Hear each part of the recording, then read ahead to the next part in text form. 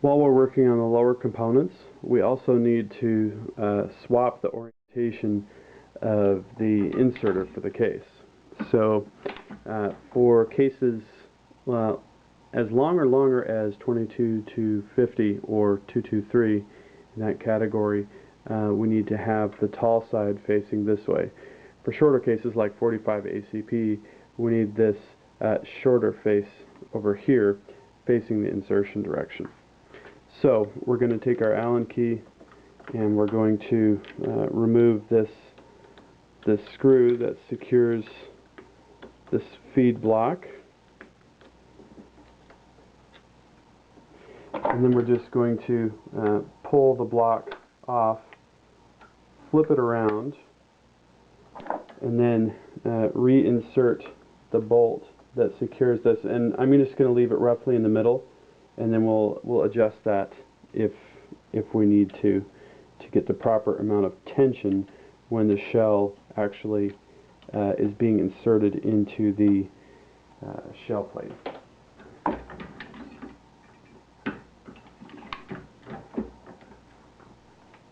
Working our way up, next we're going to remove the tool head.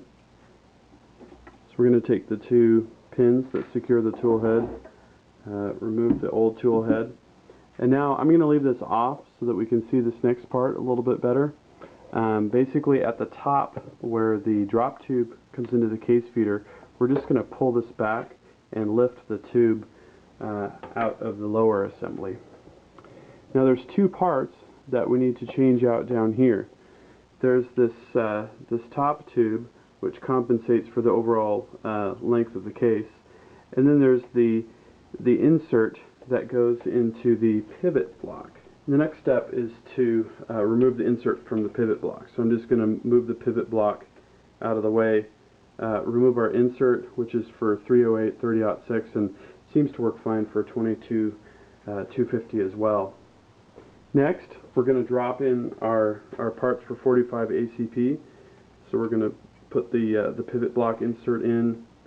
We're going to, there's a little notch here. We're going to align this drop tube tip here into the notch on the back, and then we're going to put our drop tube back in place. And next we're going to insert the tool head for the new caliber, which is 45 ACP. Insert the tool head, drop in the locator pins. It's now secured. In this case we're using third-party dies. We've got Hornady dies set up for 45 ACP, which work great with the press. We've got one more part down here for the case feed system, which is this lower guide here.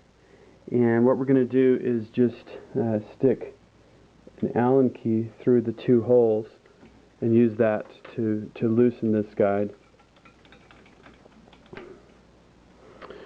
So we're going to take this guide, put it in the caliber conversion kit, and then take our new guide and thread that in place.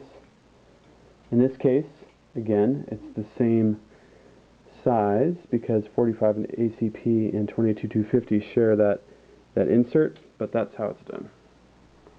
So the next thing we want to do is to switch over the powder bars in the powder measure. We've got the large bar in, and what we need to do is secure this pivot point nut with a 3/8 inch wrench, and then we're going to take an Allen key and progress to loosen the assembly until we have enough play to remove the white slider cube from the powder bar.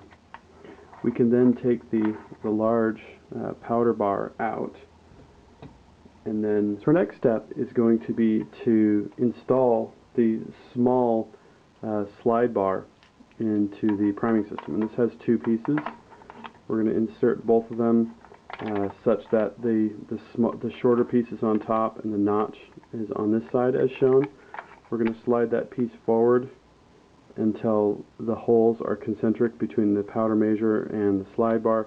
That's going to hold that bar in place so that as as the slide moves, only the lower part is able to move. Now we're going to take the white plastic cube assembly, put it in place, and then lift the slide arm until it makes positive contact. Now we can see those able to move together. I'm then going to secure the nut on the back of the assembly so that I can tighten this Allen nut here just so much that this split washer here, this warped split washer, is under tension, and so that we can't pull the arm away. And it looks like we don't quite have enough tension there yet, because we're able to pull the arm off of the white cube assembly. So now we're gonna tighten it just a bit more, and then test again. Still have a bit of play there, so I'm going to tighten it just a bit more. Now we're going to make sure that this slide can still pivot correctly and that the arm cannot come away from the white cube, which it cannot in this particular case.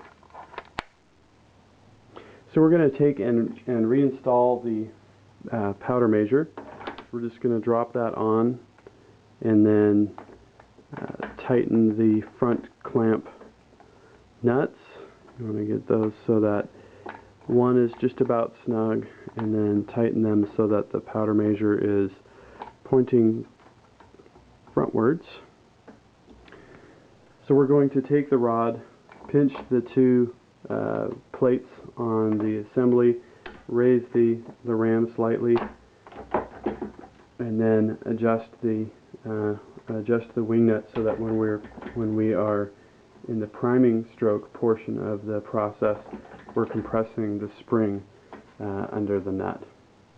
We still have an important step left, and that's the very top of the machine here. We're going to remove the case feed plate for the 30-06 and 22-250, and then we're going to insert our feed plate for 45 ACP. We can now turn on the case feeder to make sure that this unit is working properly, and that about does it. So we've seen in this video how to switch calibers on the Dillon XL650 progressive reloading press.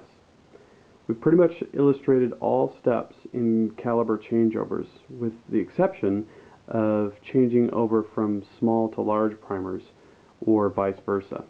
We'll cover that in separate videos here on ultimatereloader.com. Thank you.